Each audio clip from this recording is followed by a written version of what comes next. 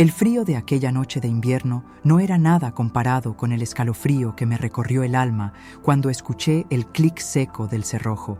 Mi padre, el hombre que me había enseñado a atarme los cordones y a mirar el mundo con curiosidad, acababa de cerrarme la puerta en la cara, y no solo la puerta de la casa, sino la puerta de mi vida, tal como la conocía. Tenía 17 años, una maleta barata y un corazón que latía con una mezcla caótica de miedo, rabia y una incomprensible sensación de liberación. Recuerdo la luz amarillenta del porche filtrándose por la rendija, un último y cruel recordatorio de la calidez que se me negaba. Afuera, en la calle desierta, la nieve comenzaba a caer, diminutas motas blancas que parecían burlarse de mi situación, cubriendo lentamente el asfalto como si quisieran borrar las huellas de mi existencia reciente. La discusión había sido épica, una de esas batallas campales que se gestan durante años a base de silencios incómodos y expectativas no cumplidas. Él gritaba sobre el honor, sobre el sacrificio y sobre la necesidad de seguir el camino trazado. Yo, por mi parte, solo podía balbucear sobre la necesidad de respirar, de ser yo, de escapar de la jaula dorada que él había construido meticulosamente para mí, una jaula hecha de prestigio familiar, planes de estudio en el extranjero y un futuro predecible que me aterraba hasta la médula. Yo no quería ser abogado como él, ni mucho menos continuar con el negocio familiar de bienes raíces que olía a naftalina y a viejos privilegios.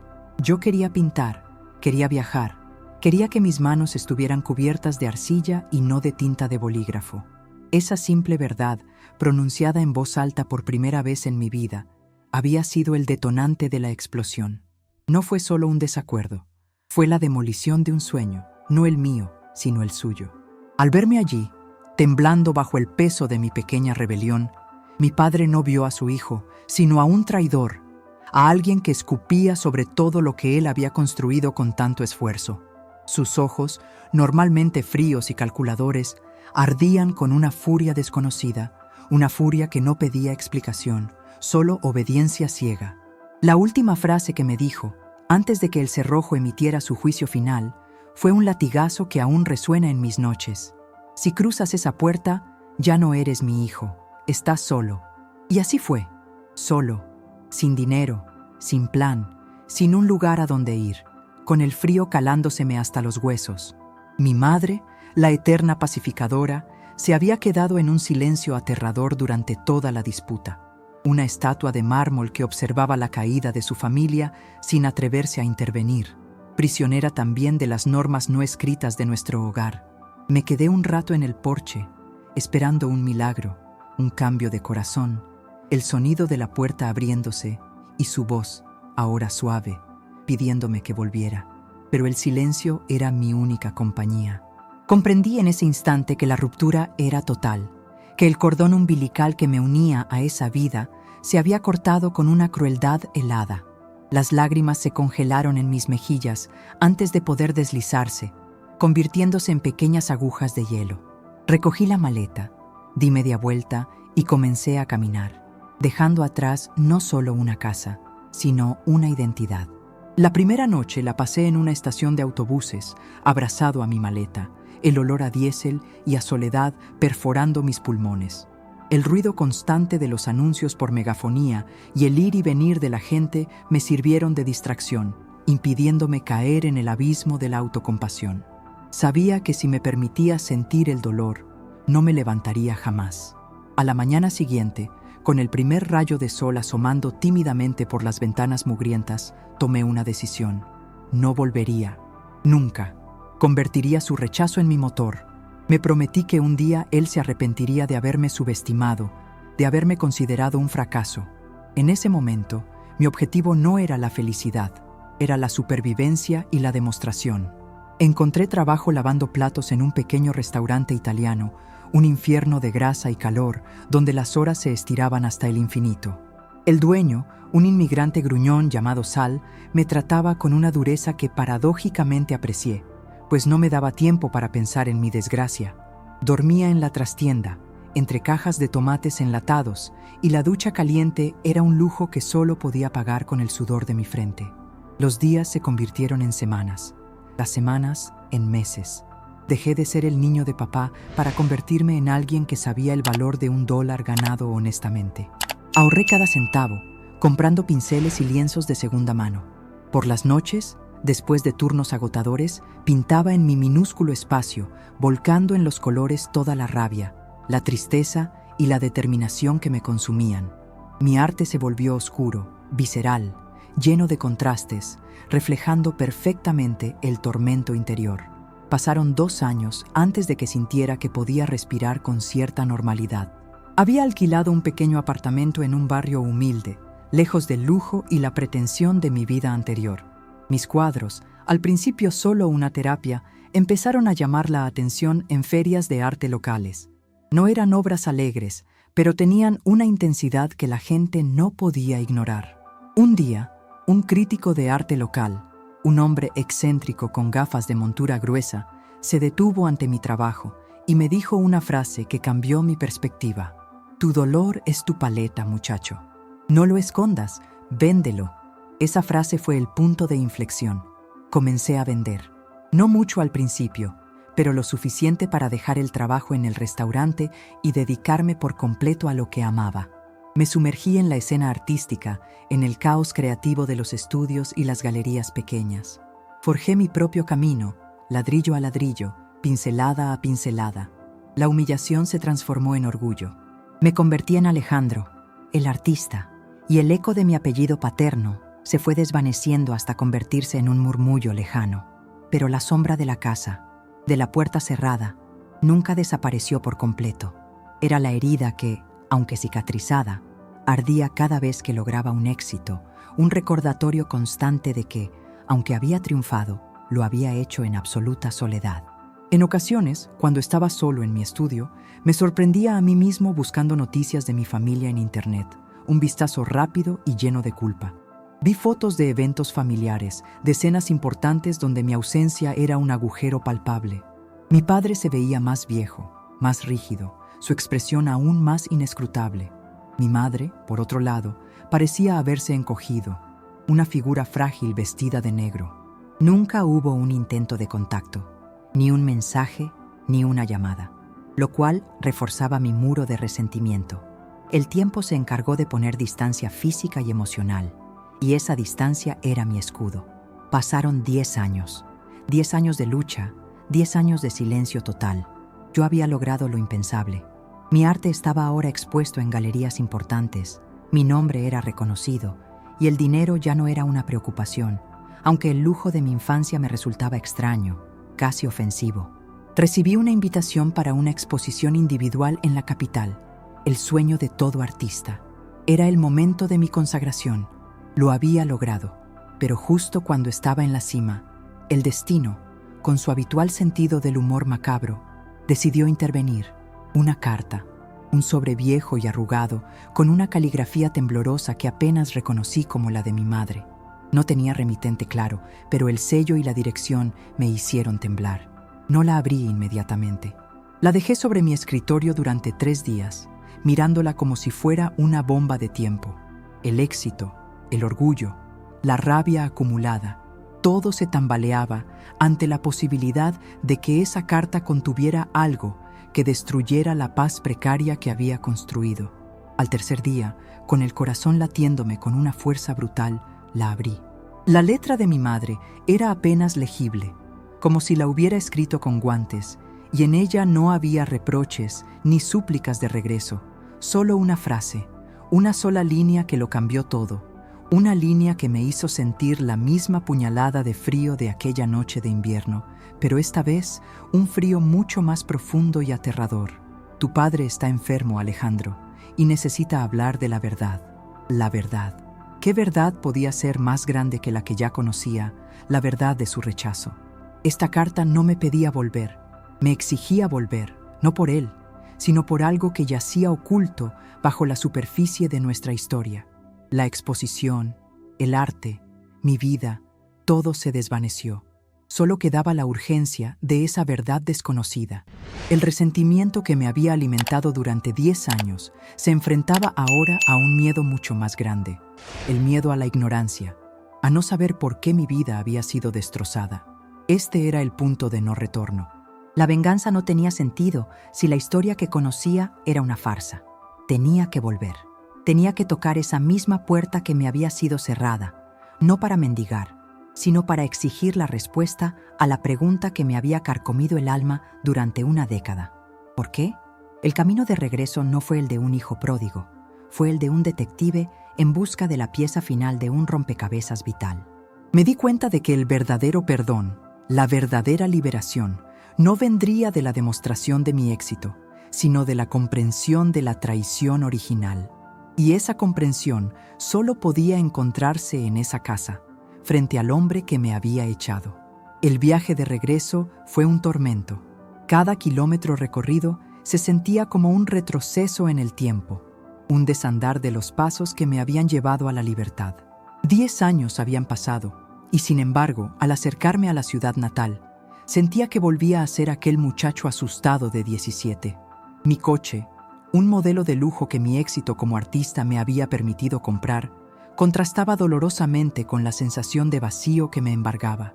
No era el regreso triunfal que había soñado, era una misión fúnebre, una excavación emocional. Al estacionar a unas pocas calles de la casa, no pude evitar un escalofrío. La mansión familiar, imponente y fría, se alzaba igual que en mis recuerdos, una fortaleza de ladrillo y silencio. Era hermosa, sí, pero su belleza siempre había sido opresiva. Desde lejos, la observé, buscando una señal, un cambio, algo que me indicara que el corazón de aquella casa había cambiado, pero parecía inmune al paso del tiempo, petrificada en su propia rigidez. Finalmente, con una respiración profunda que me quemó los pulmones, me dirigí hacia la entrada. El camino de grava crujió bajo mis pies, un sonido que me resultaba extrañamente familiar y ensordecedor a la vez. No toqué el timbre inmediatamente. Me detuve frente a la misma puerta de roble macizo que me había sido cerrada, y mis dedos rozaron la madera. No era solo una puerta, era el monumento a mi exilio. En lugar de ira, sentí una extraña y profunda tristeza. El orgullo se había disuelto, reemplazado por la simple necesidad de comprender. Antes de que pudiera decidirme a tocar, la puerta se abrió silenciosamente. No fue mi padre, era mi madre. 10 años de soledad y dolor se habían grabado profundamente en su rostro. Parecía más pequeña. Su cabello, antes de un castaño brillante, estaba ahora casi completamente blanco, y sus ojos, siempre llenos de una tristeza latente, me miraron con una mezcla de alivio y profundo dolor que me desarmó por completo. No hubo gritos, ni reproches, ni preguntas. Solo un susurro que me llegó al alma. Alejandro, estás aquí. Y entonces me abrazó. Fue un abrazo torpe, desesperado, el abrazo de una madre que había esperado 10 años por ese momento. En ese instante supe que ella no había sido mi carcelera, sino una prisionera más en la jaula de mi padre. El abrazo duró una eternidad. Cuando nos separamos, ella me tomó de la mano y me guió hacia el interior de la casa, que olía a cerrado, a medicamentos y a recuerdos olvidados. Todo estaba impecable, pero carecía de vida. La atmósfera era pesada, cargada de una culpa no pronunciada. Me condujo a una habitación en la planta baja que solía ser la biblioteca, ahora convertida en el dormitorio de mi padre. Él estaba acostado en una cama de hospital instalada allí, rodeado de máquinas que emitían un pitido constante. Al verlo, la imagen del hombre poderoso y autoritario se hizo añicos. Era frágil, delgado, su piel transparente como el papel.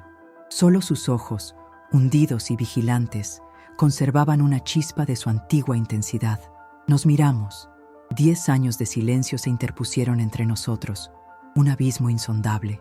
Él tosió, un sonido áspero y doloroso, y señaló con un gesto débil la silla junto a la cama. Mi madre salió discretamente, dejándonos solos en el centro de ese silencio incómodo y aterrador. No supe qué decir. Mi guión de enfrentamiento, forjado durante años de resentimiento, se había evaporado ante su fragilidad. Finalmente, él habló. Su voz era apenas un susurro rasposo. Parece que tu arte te sirvió, después de todo. Los periódicos hablan de ti. No era una felicitación, sino una constatación fría. Le respondí con un monosílabo seco. Sí, la carta de tu madre habló de la verdad, dije, y el sonido de la palabra verdad rebotó en la habitación, cortante como el cristal. Él cerró los ojos y se tomó un momento para reunir fuerzas. Cuando los abrió, me miró fijamente, con una intensidad que me hizo dudar de su enfermedad. La verdad es que yo no soy la persona que crees que soy, y tú no eres la razón por la que te cerré la puerta. Mi mente se tambaleó. ¿Qué quería decir? ¿Que mi rebeldía no había sido la causa? Él continuó con una calma espeluznante. La verdad es que aquella noche, cuando saliste, no fue por tu elección de vida. Fue un acto de protección, un acto cobarde de protección, pero protección al fin y al cabo. Hizo una pausa, y en el silencio que siguió, el pitido de las máquinas se convirtió en la banda sonora de mi creciente pánico. Alejandro, debes entender que yo heredé más que el negocio familiar. Heredé deudas que no eran solo económicas, eran deudas de honor, de lealtad, con gente muy peligrosa, gente que cree que el silencio se paga con sangre. Las palabras eran lanzas de hielo. Gente peligrosa, deudas. ¿De qué estaba hablando? ¿Mi padre, el pilar de la respetabilidad, tenía un pasado oscuro? Me explicó que, durante años, había estado lavando dinero de una organización criminal que su propio padre, mi abuelo, había involucrado en la empresa. Él, mi padre, había intentado cortar los lazos, pagar las deudas, limpiar el nombre, pero cuando lo intentó, la amenaza se centró en la única cosa que le importaba, la seguridad de su familia. Me miró, y por primera vez vi miedo, no ira, en sus ojos. Ellos sabían de tu exposición, sabían que eras el punto débil. Si te quedabas, si te convertías en el abogado que querían, te hubieran atrapado en su red. Tu vida habría estado en constante peligro, atado a sus negocios, a sus crímenes. Ellos controlan todo lo que parece legítimo en esta ciudad. Su voz se rompió por un momento. Cuando me dijiste que querías ser artista, que querías irte, lo vi. Fue una vía de escape que nunca me atreví a tomar. Tenía que hacer que pareciera que renegaba de ti, que te expulsaba con ira. Tenía que convencerlos de que no eras valioso para mí, que eras un fracaso, un paria, un error. Solo así dejarían de verte como una palanca para controlarme. Mi mundo se vino abajo. El resentimiento de 10 años se convirtió en cenizas. La puerta cerrada no había sido un rechazo, había sido un sacrificio. Él había actuado el papel de villano cruel para salvar mi vida. Había preferido que lo odiara y que viviera, a que lo amara y que estuviera en peligro constante. La humillación, el dolor, la soledad, todo había sido una cortina de humo brillantemente ejecutada para garantizar mi supervivencia. Me levanté de la silla, incapaz de procesar el peso de esa traición convertida en amor. ¿Y nunca pensaste en decírmelo? ¿En escribir una carta? ¿En enviarme un mensaje codificado? 10 años de silencio. Mi voz era un rugido ahogado. No podía arriesgarme. Cualquier contacto, cualquier señal de que me importabas, les habría dado la munición que necesitaban. Y tú, Alejandro, tenías que odiarme de verdad para que el corte pareciera limpio. Tu rebeldía, tu talento, tu necesidad de irte, me dieron la excusa perfecta. Él tosió de nuevo, esta vez más fuerte, y sus ojos se llenaron de lágrimas. Lágrimas que nunca antes había visto. Mi padre me cerró la puerta, pero fui yo quien te empujó a través de ella. Ahora lo sabes. No me pidas perdón. Pídeme que descanse en paz. Pero antes de eso, debes tomar la última decisión difícil.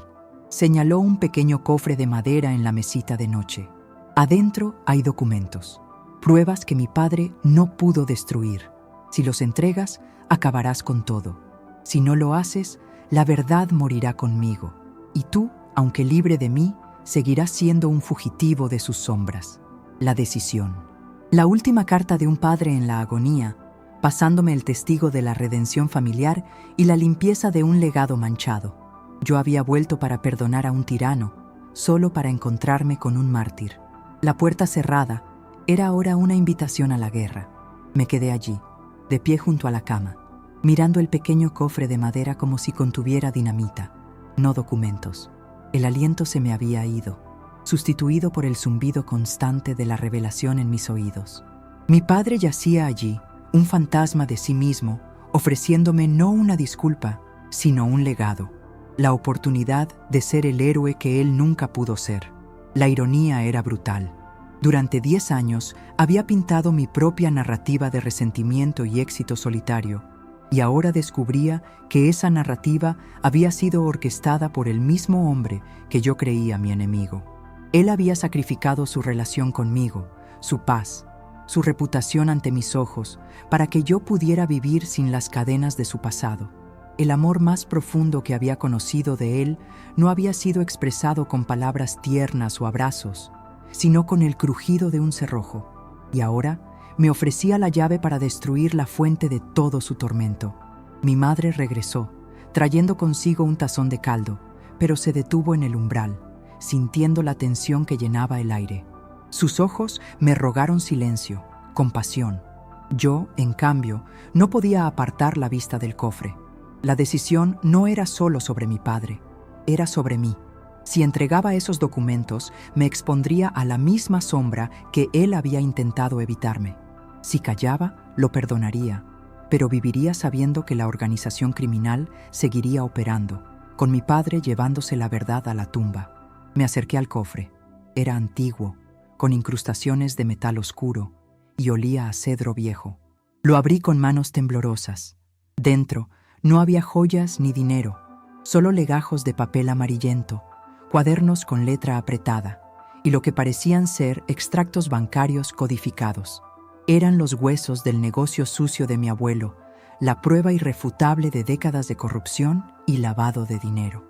Al tocar el primer documento, sentí el peso de la responsabilidad, un peso mucho mayor que el de mi maleta barata de hacía 10 años. Mi padre tosió de nuevo, y esta vez el sonido fue más débil, más urgente. Alejandro, prométeme que lo harás. Prométeme que no dejarás que su sombra nos consuma a ti y a tu madre. Ella sufrió en silencio cada día que estuviste fuera. La mención de mi madre, la verdadera víctima colateral de esta guerra secreta, me rompió. Ella no había podido intervenir porque también estaba bajo vigilancia, obligada a vivir en un matrimonio de fachada que escondía un terror constante. Me volví hacia mi padre. Su cara era una máscara de dolor y expectación. Lo perdoné en ese instante, no con palabras, sino con la comprensión de su sacrificio.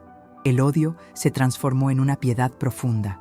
«Lo haré, padre», dije, mi voz ronca de emoción, «pero no por tu legado.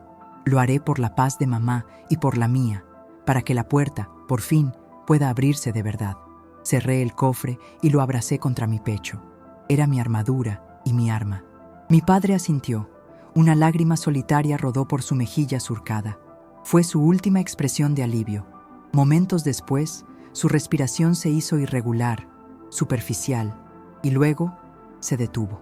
Mi madre soltó un grito ahogado y se abalanzó sobre la cama, sosteniendo su mano. Yo me quedé inmóvil, observando la escena.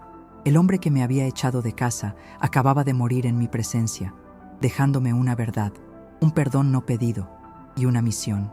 No hubo reconciliación sentimental, no hubo un «te quiero, hijo» final, solo una fría transferencia de responsabilidad. La muerte, en ese contexto, se sintió menos como un final y más como el inicio de mi verdadera lucha. Los días que siguieron fueron un torbellino de funerales, formalidades legales y un luto público que se sentía hipócrita. La sociedad lamentaba la pérdida de un pilar de la comunidad, sin saber que el pilar estaba podrido por dentro. Yo, el hijo pródigo que regresaba, actué mi parte, aceptando las condolencias vacías de gente que había contribuido indirectamente a la miseria de mi familia. Manteniendo el cofre oculto, comencé a investigar, a descifrar los documentos. Mi mente de artista, acostumbrada a desentrañar patrones y símbolos, resultó ser sorprendentemente eficaz. Descubrí nombres, fechas, cuentas en paraísos fiscales. El alcance de la red era mucho mayor de lo que mi padre había admitido. No eran solo unos pocos delincuentes. Era una telaraña que se extendía hasta las altas esferas de la política y el poder económico de la ciudad. El peligro era inminente. Lo sentía en cada paso que daba. Había gente vigilando. Lo notaba en las miradas frías de los socios de mi padre en el funeral. en la forma en que el chofer habitual se excusaba con demasiada insistencia. Me convertí en una sombra, moviéndome solo de noche, estudiando los documentos bajo la tenue luz de mi estudio, al que regresé brevemente para no levantar sospechas. Comprendí que no podía ir a la policía local. Estarían comprados o demasiado asustados. Necesitaba llegar a las autoridades federales, a alguien fuera del alcance de la influencia de esta gente. La travesía para contactar a la persona adecuada fue un laberinto de miedo y frustración. Mi madre, al verme sumergido en este secreto, me preguntó una noche si mi padre me había revelado algo. Le aseguré que sí, que me había confiado la verdad sobre las deudas de la empresa, pero omití la parte de la mafia. Era una mentira por piedad, para proteger su frágil paz. Ella se aferró a mi mano y me dijo: «Tu padre te amó a su manera, Alejandro. Nunca lo dudes». Sus palabras resonaron con la nueva comprensión que yo tenía. Finalmente, un contacto de un viejo amigo de la universidad, ahora fiscal en la capital, me dio una luz de esperanza. Arriesgándolo todo, le envié una pequeña muestra de los documentos, de forma anónima y codificada. La respuesta fue inmediata y cautelosa. Me pidió una reunión secreta, lejos de la ciudad. El plan era peligroso. Si me descubrían antes de entregar las pruebas, no solo moriría yo, sino que mi madre correría un riesgo incalculable. La noche antes de partir, sentí la necesidad de volver a la casa familiar, la última vez como el hijo que fui. Subí a la habitación de mi padre, vacía ahora, y me senté en el borde de la cama donde murió.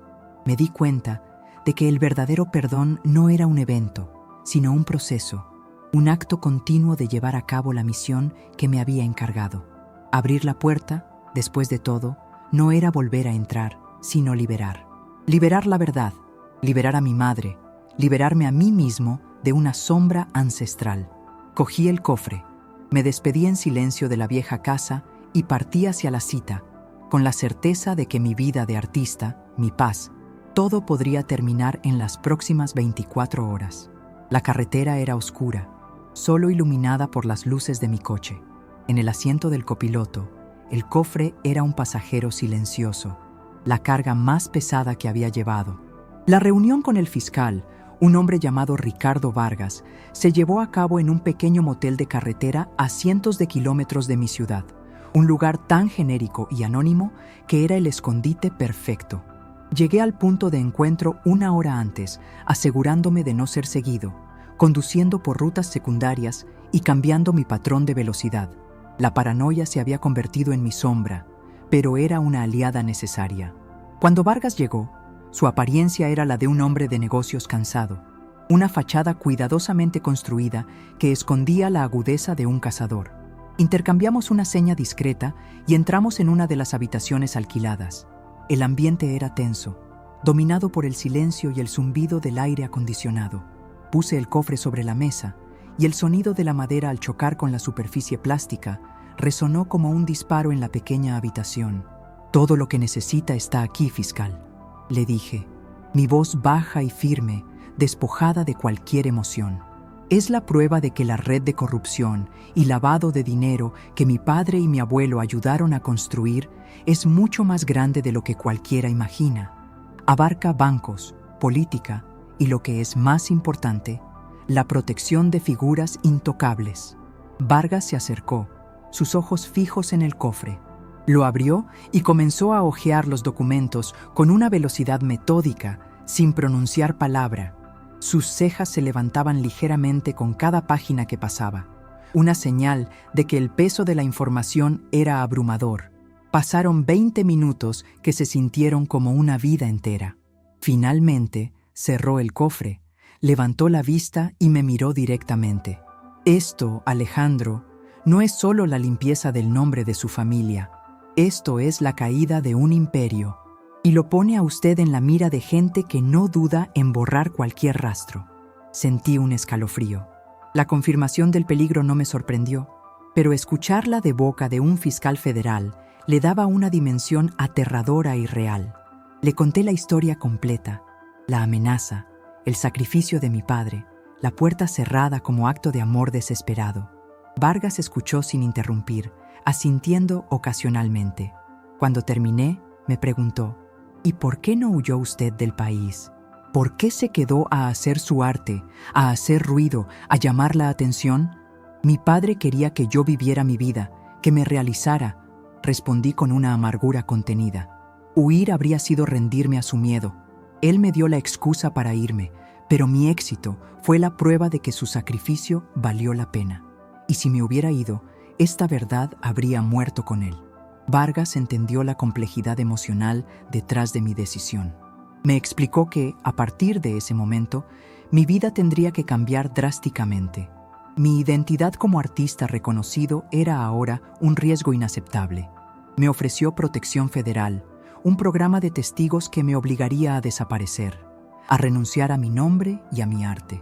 La propuesta era la antítesis de la libertad que tanto me había costado ganar. Renunciar a mi nombre, a Alejandro, el artista que había creado desde las cenizas, era casi tan doloroso como la puerta cerrada de hace 10 años. No puedo desaparecer, le dije. He pasado 10 años construyendo mi vida. No voy a dejar que estos criminales me roben mi identidad, mi éxito, 2 veces. Vargas fue inflexible. Si esto se filtra, y se filtrará, ellos lo buscarán a usted, a su madre, a cualquiera que pueda testificar. No tienen límites. Su éxito es su mayor vulnerabilidad. Le pedí tiempo. Le pedí que iniciara la investigación en secreto, que usara los documentos para construir el caso sin exponer mi nombre, al menos hasta que yo pudiera asegurar la seguridad de mi madre. Él accedió a regañadientes, entendiendo mi dilema, pero advirtiéndome que tenía un plazo muy corto. Salí de aquella reunión con un peso más ligero, el cofre vacío, pero con una responsabilidad inmensa. La misión de mi padre se había cumplido a medias. Ahora empezaba la mía, la de la supervivencia y la justicia. El regreso a la ciudad fue de nuevo una experiencia cargada de tensión. Tenía que mover a mi madre, sacarla de la casa familiar, el epicentro del peligro. Ella, frágil como era, se resistió. La casa era el único mundo que conocía. Le dije que era por su salud, que la casa le traía malos recuerdos, que necesitábamos un aire nuevo. Ella, notando mi urgencia, finalmente cedió. Alquilé un pequeño apartamento seguro en una ciudad costera, lejos de la influencia de los negocios familiares. La mudanza fue discreta, rápida y en secreto.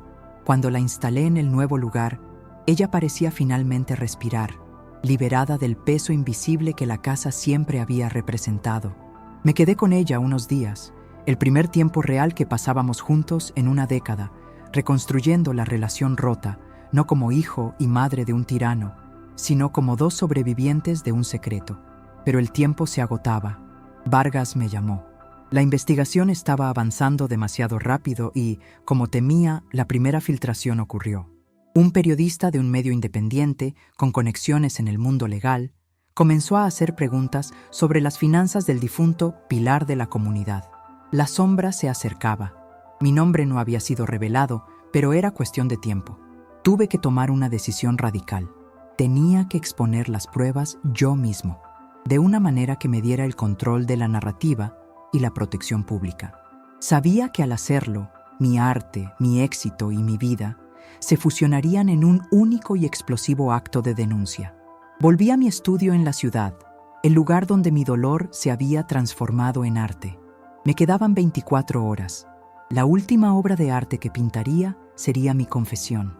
La adrenalina corría por mis venas, un cóctel de miedo y determinación que me mantenía despierto en las últimas horas de mi vida como la conocía.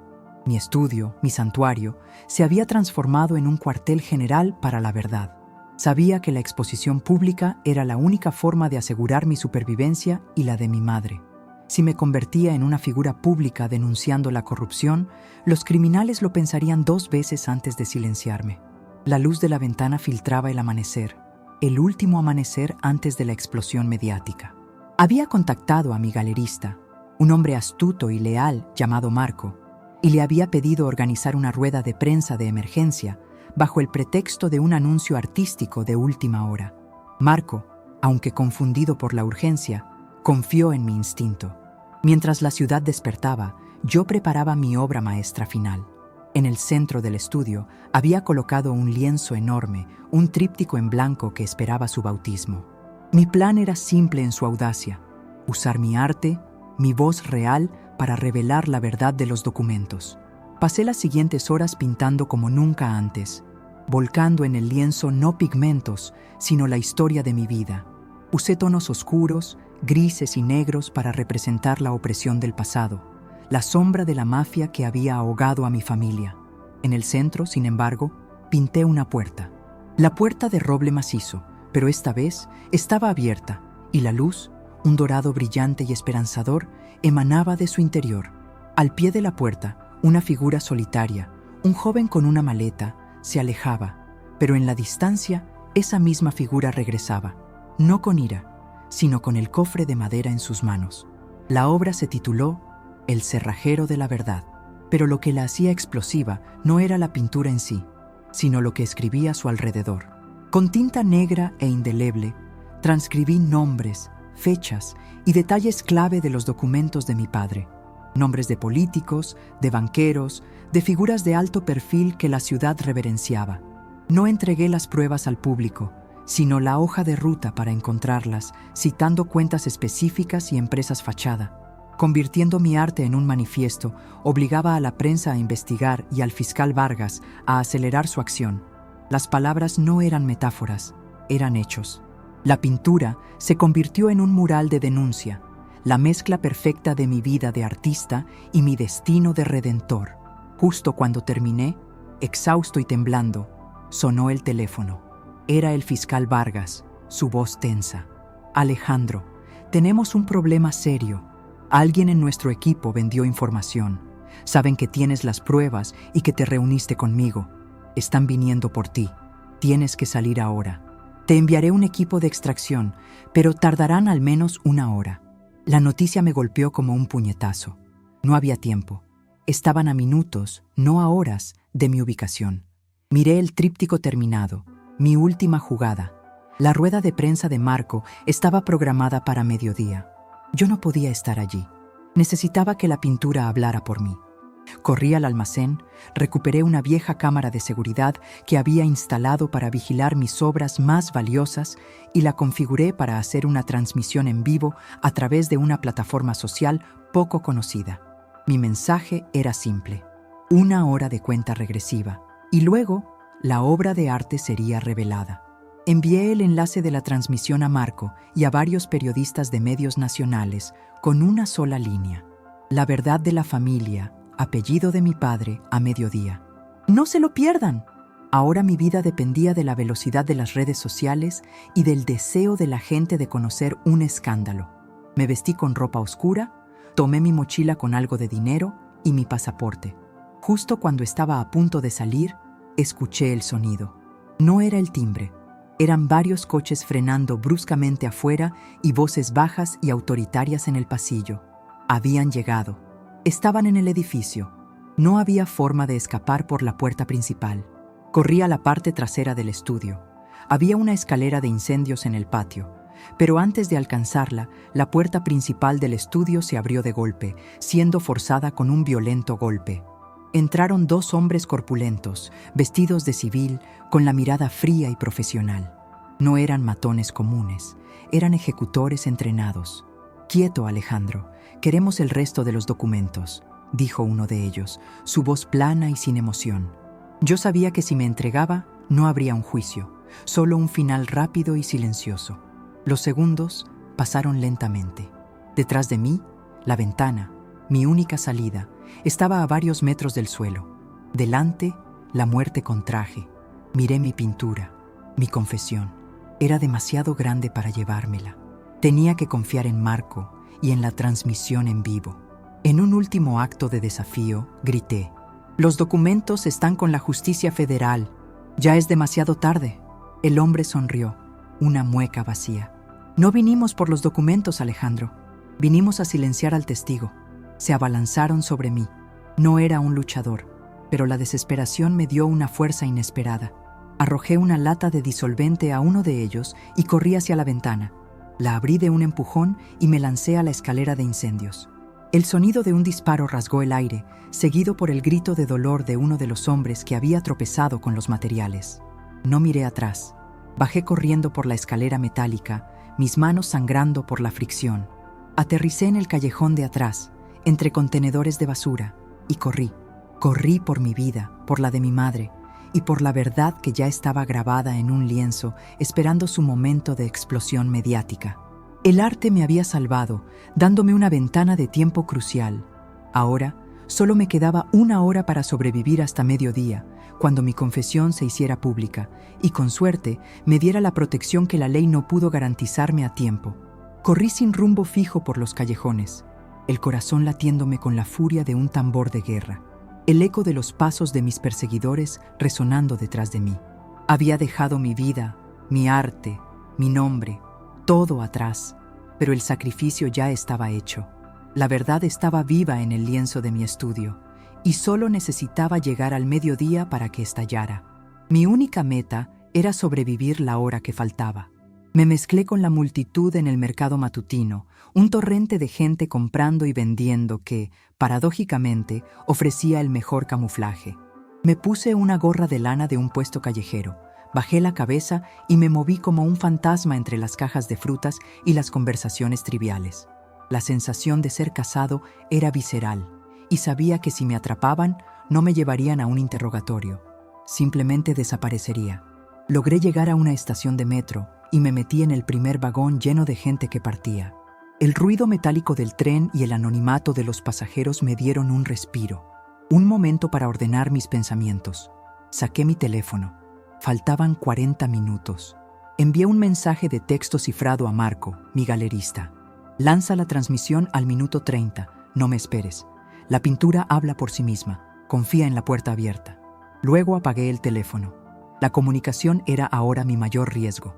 Me bajé del metro 3 paradas más tarde, en un distrito de negocios lleno de rascacielos de cristal. Un lugar tan impersonal que era difícil de rastrear. Me senté en un banco de un pequeño parque, pretendiendo leer un periódico que encontré, pero mis ojos escaneaban constantemente mi entorno. Cada coche que pasaba, cada persona con traje, me parecía una amenaza potencial. El tiempo se estiraba. Cada minuto era una eternidad. Faltaban 20 minutos. Pensé en mi madre, segura en la costa, y el recuerdo me dio un ancla. Todo esto era por ella, y por la promesa que hice a mi padre moribundo. La puerta que él me cerró, la había abierto yo, pero el acto de abrirla me había arrojado a un peligro aún mayor. La ironía seguía persiguiéndome. A falta de 10 minutos, la tensión era insoportable. Entonces, mi teléfono, que había encendido discretamente solo para verificar la hora, comenzó a vibrar salvajemente. No eran llamadas, eran notificaciones. Cientos de ellas. La transmisión de mi estudio había comenzado. Los periodistas estaban conectados. Aún no se mostraba el cuadro, solo una pantalla con una cuenta regresiva que había configurado, manteniendo el misterio. El nerviosismo me hizo temblar las manos. Faltaba 1 minuto para el mediodía. Cerré los ojos, respiré hondo y esperé el sonido del mundo rompiéndose. Exactamente al mediodía, las notificaciones se multiplicaron por 1000. La gente reaccionaba. Abrí una de las redes sociales. El estudio de mi galerista ya había retransmitido la obra a una audiencia mucho mayor. Había capturas de pantalla de mi pintura, El cerrajero de la verdad, en todos los feeds. La pintura no solo era impactante visualmente, sino que los textos escritos directamente sobre ella, los nombres de los poderosos corruptos, estaban siendo leídos en voz alta. El caos se desató. Los grandes medios de comunicación, obligados por la viralidad del evento, se hicieron eco. En cuestión de minutos, el nombre de mi padre y el escándalo que había intentado ocultar durante décadas estaban en boca de todos. Mi arte se había convertido en una bomba. Unos minutos después, mi teléfono sonó con una llamada entrante. Era Vargas, el fiscal. Atendí con cautela. Su voz, antes tensa, era ahora de una urgencia casi histérica, mezclada con una innegable satisfacción. «Alejandro, ¿dónde diablos estás? Funcionó. El pánico es total. Los nombres que escribiste están confirmando nuestras sospechas. Hemos emitido las primeras órdenes de arresto. Tienes que venir a la Fiscalía Federal inmediatamente. Necesitas la protección». La noticia me llenó de un alivio agotador. La puerta de la justicia se había abierto. Me levanté del banco, el periódico cayendo al suelo. Mi huida había terminado. La verdad finalmente me había salvado. Me dirigí a un cibercafé cercano, no para contactar a Vargas, sino para buscar noticias de mi madre. Encontré una foto borrosa de ella en la televisión regional, siendo entrevistada en la entrada de su nuevo y modesto apartamento. La periodista preguntaba sobre el escándalo. Mi madre, con una dignidad sorprendente, respondió: «Mi esposo fue un hombre complicado, pero al final quiso hacer lo correcto. Y mi hijo, Alejandro, siempre fue un hombre de verdad. Su arte es su verdad». Sus ojos brillaban, no de tristeza, sino de un orgullo que nunca antes había visto. Ella estaba a salvo y estaba orgullosa de mí. Eso era todo lo que necesitaba saber. El camino hacia la fiscalía fue largo y lleno de precauciones, pero cuando llegué, no era un fugitivo, sino un testigo clave, rodeado de agentes federales que me ofrecieron un chaleco antibalas. El proceso legal fue lento y agotador, con amenazas constantes y el miedo siempre presente. Pero la verdad, una vez liberada, tenía su propia inercia. Las pruebas de mi padre, combinadas con la presión mediática de mi pintura, desmantelaron la red criminal. Meses después, se hicieron públicas las sentencias de los principales implicados. Mi padre, el tirano que me había cerrado la puerta, se había convertido póstumamente en el catalizador de la justicia. Mi vida de artista, tal como la conocía, terminó ese día. No podía volver a mi estudio, y mi nombre, aunque limpio, estaba irrevocablemente ligado a la infamia familiar. Pero el arte no murió. Desde el anonimato de un nuevo lugar y una nueva identidad, continué pintando. Mis nuevas obras eran más ligeras, más centradas en la redención y el perdón que en la rabia. La puerta, en mis cuadros, ahora siempre estaba abierta. La última vez que vi a mi madre, ella me abrazó con fuerza. «Tu padre me cerró la puerta», me susurró, «pero fuiste tú, mi valiente artista, quien regresó para abrir la verdadera».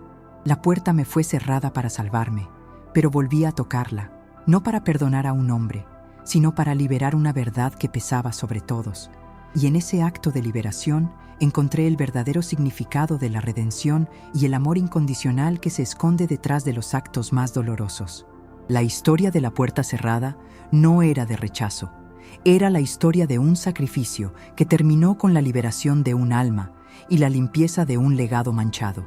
Yo, Alejandro, el artista, había triunfado no solo en el arte, sino en la vida.